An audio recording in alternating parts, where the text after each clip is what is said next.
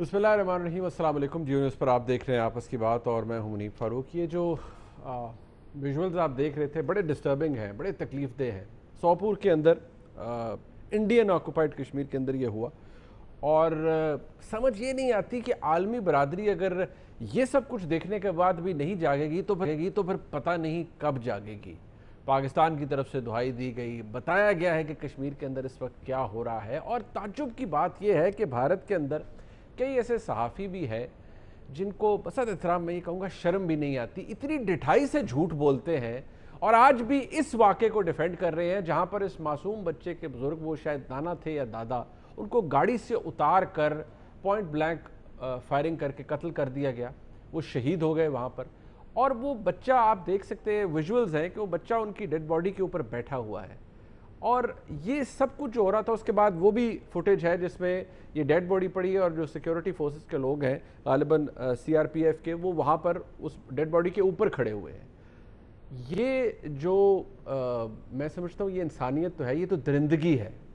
और शायद ये लोग दरिंदों से भी आगे की कोई चीज़ है, क्योंकि इस तरह की हरकत करना और उसके बाद फिर उस डेड बॉडी की भी बेहुरमती करना, उस मैयत की भी बेहुरमती करना, मतलब अल्फाज ख़त्म हो जाते हैं। आप यकीन मानिए इस बच्चे की पुकार पता नहीं अर्श तक गई होगी और अल्लाह ताला के हुजूर ज़रूर सुनी भी जाएगी और इन लोगों का अंजाम भी बहुत बुरा होगा।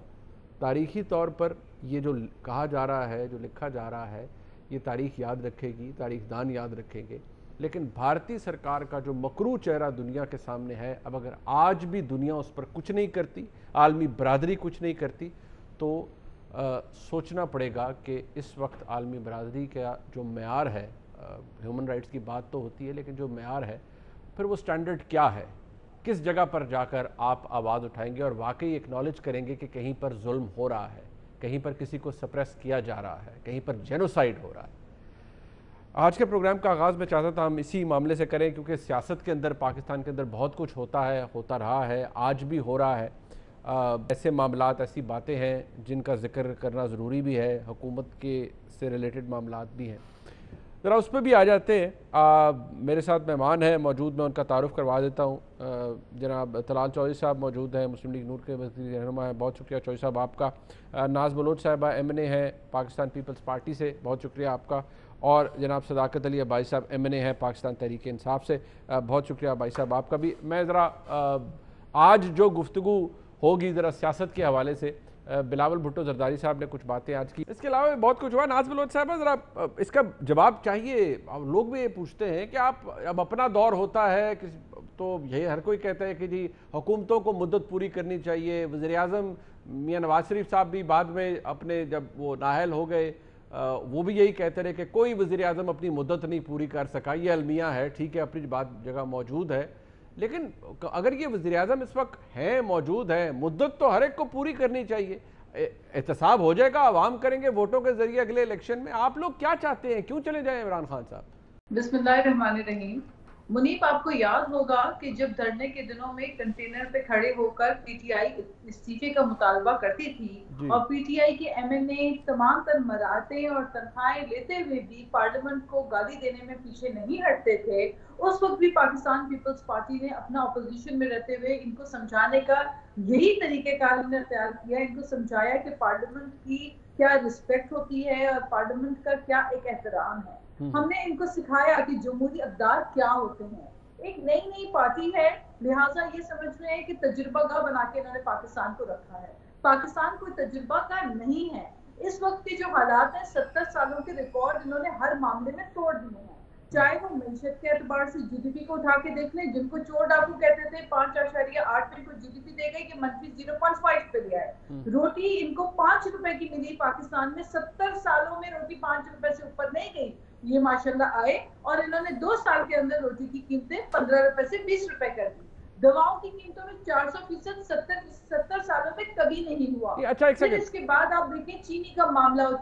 ठीक, अच्छा, मैं गुजारिश कर रहा हूँ, 50 रुपए की गरीब की जो चीनी होती थी वो चीनी जो है आपने 90 रुपए तक पहुंचा दी। ये आप कहते कुछ थे, कर कुछ रहे, तमाम माफिया को काबीना के अंदर बिठा के जो मशीनों की इनकी लंबी चौड़ी लिस्ट है, उन मशीनों का ना पीटीआई से ताल्लुक है, ना वो इलेक्टेड। अच्छा मेरी बात सुन ले, मैं नाज बलोच साहब किस तरह चल रही है? देखिए कोई भी हुकूमत रही है, अब अपोजिशन का मौक़िफ़ यही रहा है कि सब बोरे हैं, करप्ट हैं, नाअहल हैं, इन्होंने मुल्क का बेड़ा गर्क कर दिया। आज ये हुकूमत है, इससे पहले मुस्लिम लीग नून के वक्त में सब हर कोई कहता था, आपकी जमात कहती थी, पीटीआई कहती थी, उससे पहले पीपल्स पार्टी की पीएमएलएन कहती थी कि जी लूट के खा गई पीपल्स पार्टी की हुकूमत, सब कुछ तबाह कर दिया, इदारे तबाह हो गए, घाटे में चला गया सब कुछ। हर कोई चाहता यही है, कहता भी यही है, लेकिन क्या परफॉर्मेंस एक ऐसी बात है जिसके ऊपर किसी वज़ीर आज़म को ये कहा जाए कि नहीं भाई अभी 2 साल हुए हैं लेकिन आप बहुत नाअहल हैं, फारग हो घर जाएं, हमें आप नहीं चाहिए, कोई और आपकी पार्टी में से आ जाए। मुनीब, बात यह है कि 2 साल के अंदर कर्जों को आप देख लें, बुलंद तरीन सतह के ऊपर पाकिस्तान में इन्होंने कर्जों को पहुंचा दिया। और इनकी जब कारकर्दगी का सवाल हम उठाते हैं तो ये गालियां देते हैं, इनसे हम कारकर्दगी पूछते हैं तो ये चोर डाकू डकैत कहते हैं। परफॉर्मेंस इनकी, इनसे पूछ लें कि आपकी क्या परफॉर्मेंस है। एक बीआरटी तक नहीं बना सकी जो हुकूमत 7 साल के अंदर। लेकिन मैं कहना चाह रही हूँ मुनीब, माइनस की बात हम तो नहीं कर रहे ना, माइनस की बातें तो इनकी काबीना के अंदर बैठकर एक अच्छा ठीक है, ये जरा आप मैं जरा थोड़ा आगे आ जाता हूँ, आपकी बात आगे, आपका पॉइंट आ गया, मैं दोबारा आपके पास आऊंगा। चौधरी साहब जरा आप मुझे बता दें, सर हर कोई यही कहता रहा है, तुम आप कहते रहे हो कि ये गलत प्रैक्टिस है, नहीं जाना चाहिए किसी वज़ीर आज़म को। मियाँ साहब कहते रहे हो जी बड़ा गलत हुआ, कोई वज़ीर आज़म पूरा करता अपना टेन्योर नहीं पूरा कर पाता, और अलमिया है हमारे मुल्क की सियासत का, 70 साल से ज़ायद का अलमिया है। आज आप कहते हैं वज़ीर आज़म चला जाए, फारग हो जाए, क्यों चौधरी साहब? ये तो तजाद है, वो भी खुला। देखिए मुनीब साहब, जो हम बात कह रहे हैं वो भी आईनी और कानूनी है, हमने कोई गैर आईनी बात नहीं कही। असेंबलियां डिसॉल्व हो सकती हैं, अर्ली इलेक्शन हो सकता है, क्यों होना चाहिए?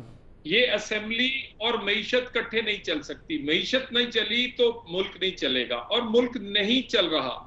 ये असेंबली जिस पर बहुत सारे हमारे तहफ़्फ़ुज़ात थे उसके मैंडेट पर, उसके बावजूद इनको टाइम दिया गया, क्योंकि हमें तो पता था कि ये ना खान साहब लीडर हैं, ना इनके पास टीम है।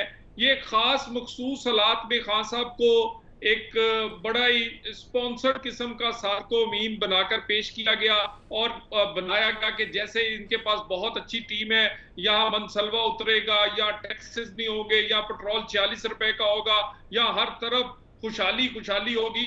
सो उस वक्त हमने टाइम दिया कि ये कम से कम इतना टाइम हो कि ताकि एक्सपोज हो सके। मगर हम ये नहीं चाहते कि इनको एक्सपोज करते करते मुल्क को इस हालत पर चले जाए वो फिर बाद में रिकवर ना कर सके। अब हालत क्या है? इकोनॉमी नहीं चल रही, इकोनॉमी के साथ मुल्क की जुड़ा हुआ है। सो इस असेंबली के होते हुए जब तक एक स्टेबल पॉलिटिकल गवर्नमेंट नहीं होगी, एक वो मैंडेट जो कि अवामी मैंडेट नहीं होगा, और जिनके ऐसी पार्टी जिसके पास टीम नहीं होगी जो कि इकोनॉमी चला सके, क्योंकि इनकी इकोनॉमी चलाने वाली टीम फेल हो चुकी है। फेल नहीं हो चुकी बल्कि इनका जो पोस्टर बॉय था, जो इनका नायब कप्तान था, जो इनका स्टार बल्लेबाज असद उमर था, वो पहली चंद ओवरों में बोल्ड हो गया। आप आटा देख ले, चीनी देख ले, पेट्रोल देख ले, दवाइयां देख ले, जो मर्जी, गवर्नेंस और इस वक्त इकोनॉमी वर्स्ट तरीन हालात में।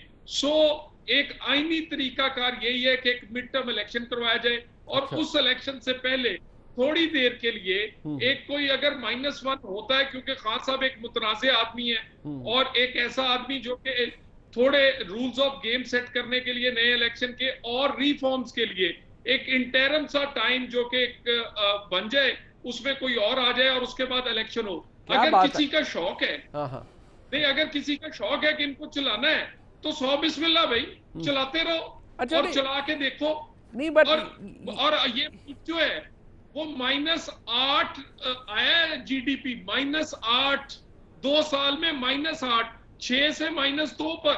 अच्छा, मुझे अगर किसी को अभी भी जी अच्छा नहीं चौधरी साहब एक सेकंड, आपने जो बात कही है वो अपनी जगह मौजूद है। मैं जरा भाई साहब के पास जाने से पहले, मैं दोबारा आपके पास आऊंगा लेकिन आपकी जमात का मौका, लेकिन मैं जरा भाई साहब के पास जाने से पहले, अब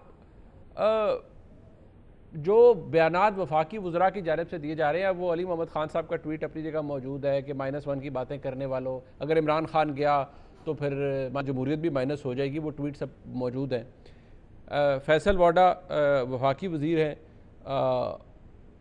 वो क्या फरमा रहे थे नदीम मलिक साहब के प्रोग्राम में? अब लीडर वही है, रिप्लेसमेंट कोई नहीं है, लेकिन अगर वज़ीर आज़म मजबूत हैं, अब भाई साहब तो वज़ीर आज़म को ये बात करने की ये ज़रूरत ही कोई नहीं थी। अगर अपोजिशन इतनी फारग है कि इनकी मॉरल स्टैंडिंग ही कोई नहीं है, ये कहते हैं कि आपकी गवर्नेंस बहुत पुअर है, आपकी हुकूमत के अंदर आपने मिस हैंडल किए हैं बहुत से मामला, उन पर भी हम आएंगे, लेकिन इनके मुताबिक आपकी गवर्नेंस बहुत पुअर है, इसलिए इमरान खान साहब को जाना चाहिए, मुल्क मुतहम्मिल नहीं हो सकता मजीद डिजास्टर का। जी मुनीब साहब बहुत शुक्रिया, मैंने दोनों की बात सुनी है। मुझे थोड़ा सा टाइम दिया था कि मैं जो इन्होंने सवाल उठाए उसका जवाब दूं, फिर जो इनकी ख्वाहिश और एक वो क्या लामहदूद ख्वाहिश है उस पर भी बात कर लेते हैं। चलें, शुगर लगाना तो उस पर भी बात कर लेते हैं। अच्छा, बात ये कि इन्होंने पहले ये कहा कि हमारे दौर में 270 अरब का इरेगुलरिटीज़ हुई हैं, तो मैं तलाल साहब को बता दूं कि हमारे यहाँ 270 अरब की हुई हैं। 2017-18 में PMLN की 1570, 270 और उसको 15 से 5, ये पता नहीं शायद 5 भी नहीं, शायद 7.5 गुना बड़ा इरेगुलरिटीज़ थी। अगर आपने कहना है कि करप्ट हैं, हमारे यहाँ करप्शन और आपके यहाँ करप्शन माशाल्लाह 7 गुना ज़्यादा थी। ठीक है। इन्होंने कहा कि किया क्या है, 17% टैक्स कलेक्शन बढ़ी है। इन्होंने कहा -2% गया है। भाई अगर थोड़ा सा टाइम निकाल के चेक कर लें, वेस्टर्न यूरोप चेक कर लें, जापान चेक कर लें, आपको अमेरिकन इकॉनमी चेक कर लें, 14% इकॉनमी कोविड की वजह से नीचे गई हैं। 17% हमारा रेवेन्यू पहले ज़्यादा था। हमने क्या किया इकॉनमी में, इकॉनमी की बातें हो रही हैं।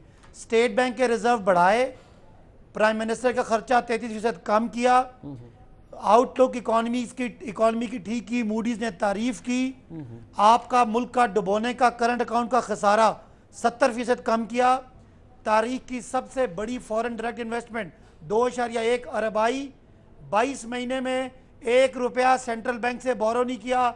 उसके बाद मुझे कहेंगे, मैं बोलता जाऊंगा। अच्छा। 200 शेल्टर होम, सेहत सहूलत card, digital Pakistan, Karot dam, Kohala dam, Munda dam, Mohammad dam, आप कहेंगे तो मैं बोलता जाऊंगा।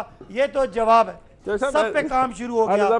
पिछले 35 साल में इन्होंने सिर्फ असासे बनाए, चोरियां की, मनी लॉन्ड्रिंग की, वजीर आला हाउस करप्शन का गढ़ बना रहा। अच्छा जी। 18 हजार रुपए के मुलाजिम अरबों रुपए के कंपनियां चलाते रहे, उधर मुर्दे फलूदे वालों के अकाउंट में पैसे जाते रहे। अयान अली जैसी खातून मॉडल्स पैसे मनी लॉन्ड्रिंग करती हुई पकड़ी गई।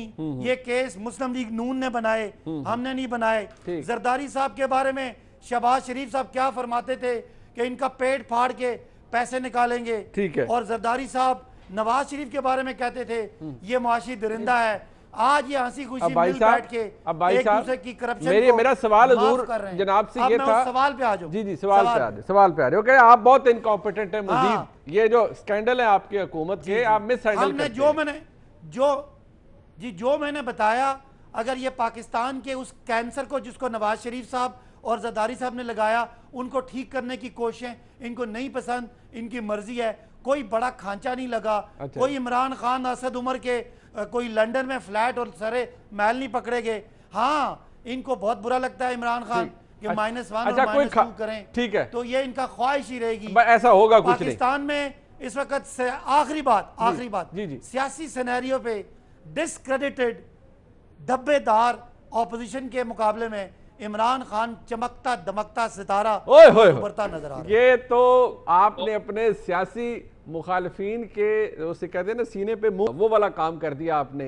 चमकता दमकता सितारे जनाब इमरान खान। एक ब्रेक के बाद आएंगे और एक ऐसे ही शाहकार के हवाले से हम बात करेंगे जनाब। इस हुकूमत के दौर में अभी रिसेंट एक मामला जिसने शायद एक इदारे के लिए और पाकिस्तान के लिए काफ़ी वो हजीमत का बायस बना है, उसकी हैंडलिंग अब काबीना के अंदर कहा जा रहा है कि बेहतर हो सकती थी। ये तरीका नहीं था उसे हैंडल करने का। वो क्या है, वो PIA है और वो पायलट्स का मामला है और उस पर क्या हुआ है और दुनिया क्या कर रही है, पाकिस्तान का परसेप्शन क्या है। अपोजिशन के पास तो जाएंगे, लेकिन भाई साहब से भी पूछेंगे आप। हमारे साथ रहिए।